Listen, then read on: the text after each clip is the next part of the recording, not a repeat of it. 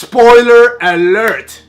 We got a major character death. Or do we? Okay, so we kind of do. So in this episode of Parasyte, episode 22, Migi dies. Now, let me talk about that scene for a moment because that surprised me. Migi was given human qualities at the moment of his death. Upon his death, Migi was saying like, I had so many great memories with Shinichi and I'm so happy I didn't take over your head. Now the parasites, their goal is always to take over the head. And you remember back in episode 1, Migi was very disappointed he didn't take over his host's head. But now he reveals that he's actually happy. He likes the fact that he gets to cooperate and work with Shinichi. And Shinichi was crying the second time that he's cried since he's had his hole in his heart replaced.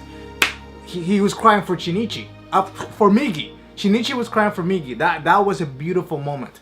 Now, I will say though, that the fight scene between Goto and Migi wasn't that exciting, to be honest. It really wasn't.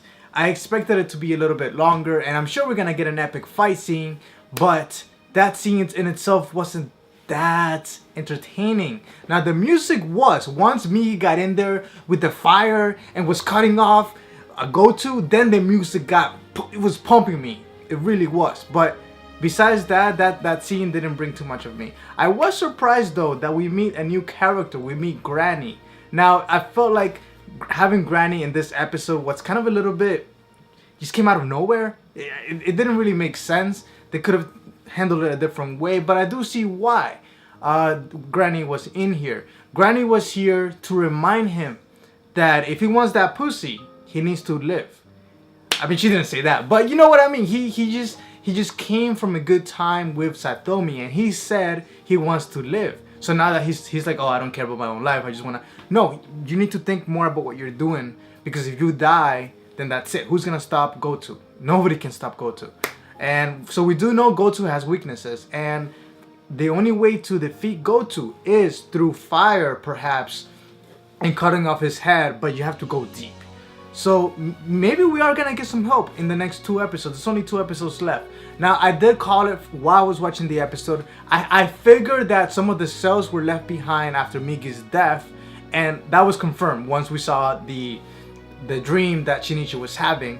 Then we do know that he was talking to Migi. But the thing is, this won't be the same Migi. At least that's what I predict. I feel like, yes, there's gonna be some sort of Migi, but it won't be the same Migi.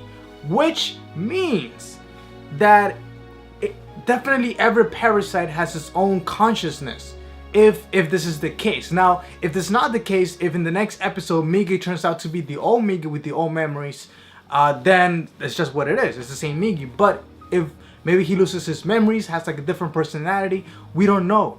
It could be like a new Migi. So I'm really excited and looking forward to it. I feel though like it's gonna be more than 1 day for Migi to grow back. It could take a few days, at least a week, but I could be wrong.